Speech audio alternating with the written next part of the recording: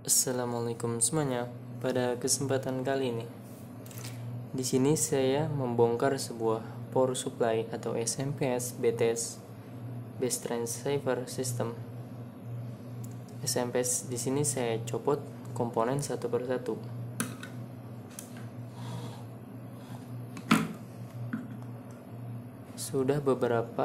Terdapat beberapa komponen yang sudah saya copot lepas menggunakan sebuah solder.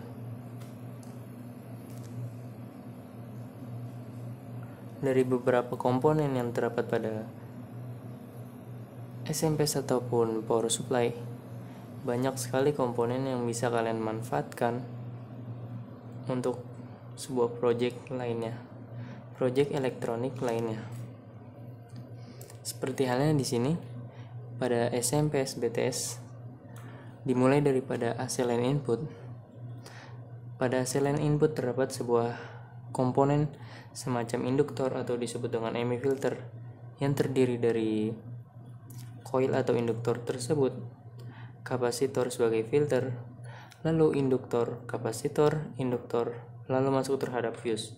Kalian bisa memanfaatkan area blok ME filter ini untuk rangkaian elektronika pada rumah kalian untuk meredam atau menahan lonjakan frekuensi tinggi agar tidak mengotori jalur AC line yang menyebabkan noise ataupun gangguan kelistrikan. Kalian bisa menambahkan sebuah ME filter dari SMP ataupun power supply BTS yang sudah tidak digunakan. Setelah masuk ke AC line, lalu dia masuk terhadap sebuah fuse. Di sini dia menggunakan double fuse sebagai pengamanan, lalu masuk terhadap sebuah relay sebagai semacam soft start. Setelah itu masuk ke diode bridge. Kalian bisa manfaatkan semua komponen yang terdapat pada SMP ataupun power supply tersebut. Power supply kalian yang kalian miliki. Setelah masuk terhadap diode bridge, lalu disarahkan hingga tegangan 300 volt DC. Setelah disarahkan, di sini diboost lagi oleh semacam rangkaian PFC atau power factor correction yang berfungsi untuk menaikkan tegangan hingga ke 400 volt DC, tergantung settingan dari power supply atau SMP yang digunakan. Bahkan ada yang mampu memboost hingga 600 volt DC agar memperbaiki nilai power factor pada SMP ataupun power supply yang kalian miliki. Pada area PFC bisa kalian ambil sebuah MOSFET. Terdapat MOSFET dan juga diode bridge, maksud saya adalah diode ultrafast, sebagai penyarah dengan basicnya adalah boost converter. Sama seperti halnya boost converter konvensional. Dan juga heatsink bisa kalian manfaatkan. Setelah itu terdapat semacam kapasitor sebagai DC filter untuk meredam atau untuk menyimpan atau menampung tegangan sementara yang dihasilkan oleh PFC sekitar 400 volt DC. Lalu masuk ke area switching. Area switching di sini kalian bisa manfaatkan atau kalian gunakan lagi sebagai SMPS. Mungkin bisa kalian potong pada beberapa PCB yang dibutuhkan, termasuk IC switchingnya harus terdapat dalam satu blok switching. Untuk memotong kalian harus berhati-hati atau memperhatikan jalur dari SMPS yang kalian miliki agar dapat dimanfaatkan kembali.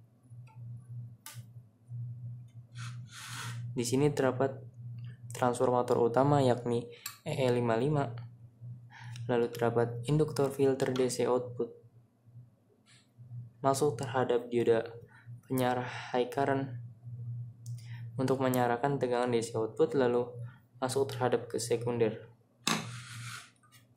Untuk transformator utamanya, bentukannya seperti ini dengan ukuran atau dengan jenis yakni trafo EE55 yang banyak digunakan para penghobi SMPS ataupun perakit SMPS dengan daya peaknya maksimum kurang lebih sekitar 2500 watt.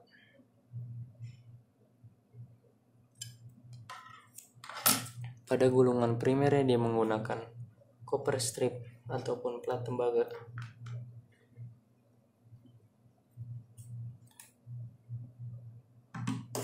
Dengan bentuk koker kurang lebih seperti ini, yakni tipe EE55CPR. Dan di sini adalah sebuah core PFC atau semacam boost converter, saya sering menyebutnya, yang berfungsi untuk memboost tegangan. Kalian bisa manfaatkan sebagai DC-DC converter. Kalian ambil koilnya beserta mungkin kawatnya. Tidak hanya itu, di sini dia menggunakan dual coil PFC, yakni gulungan PFC yang saling diseri. Mungkin itu teknologi baru.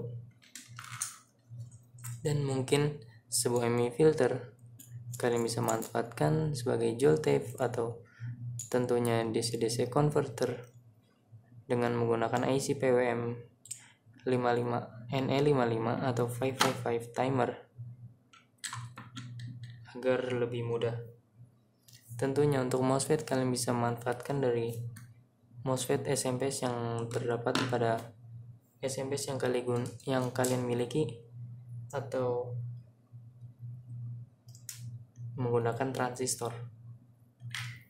Dan tentunya dioda penyarahnya pun bisa kalian manfaatkan. Di sini dia menggunakan dioda ultrafast 60 ampere 200 volt kalau tidak salah.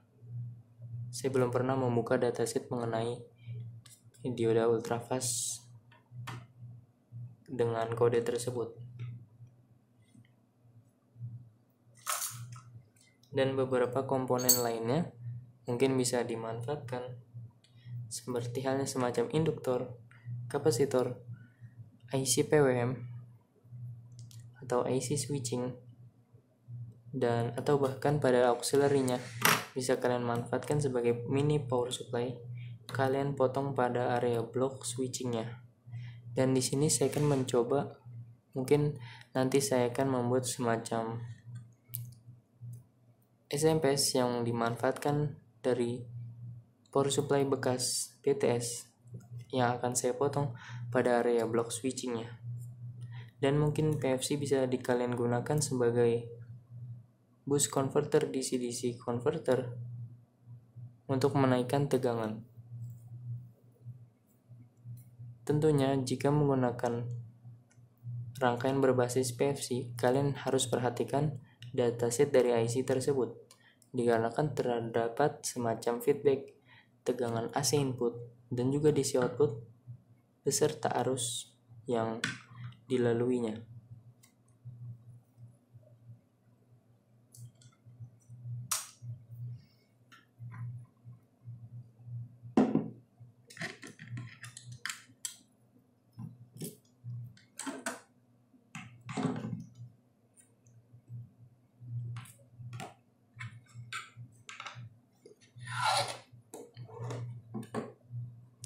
Untuk membersihkan atau mencopot komponen satu persatu, di sini saya menggunakan solder yang saya rakit, tentunya dengan daya kurang dari 40 watt, dengan mata solder tipe pisau agar mempermudah. Setelah selesai mencopot komponen, kalian bisa membersihkannya menggunakan thinner atau mungkin bensin. Di sini saya menggunakan bensin dikarenakan saya tidak memiliki thinner. Dan juga setelah saya cuci menggunakan bensin, saya bersihkan menggunakan sabun cuci baju agar membersihkan dari sisa-sisa bensin. Dikarenakan ketika setelah dicuci menggunakan bensin, maka akan menghasilkan PCB yang sangat kusam seperti ini tampilannya. Jika dilihat tidak bagus dipandang, saya sarankan lebih baik menggunakan thinner untuk membersihkan PCB.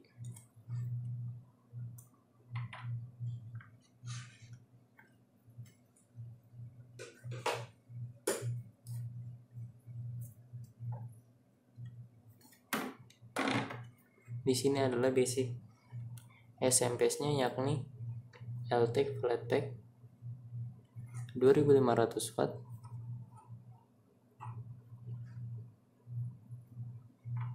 untuk total skematiknya hampir persis atau sama persis dengan LTEC Flatpak dengan seri 1500 watt.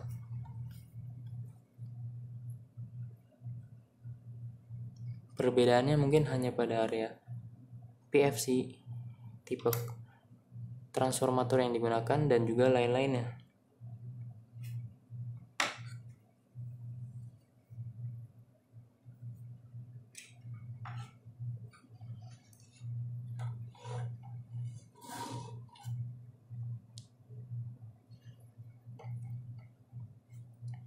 Di sini terdapat semacam resistor shunt atau sensor arus berupa semacam kawat ataupun besi atau bahkan tembaga untuk mengukur arus pada bagian DC outputnya.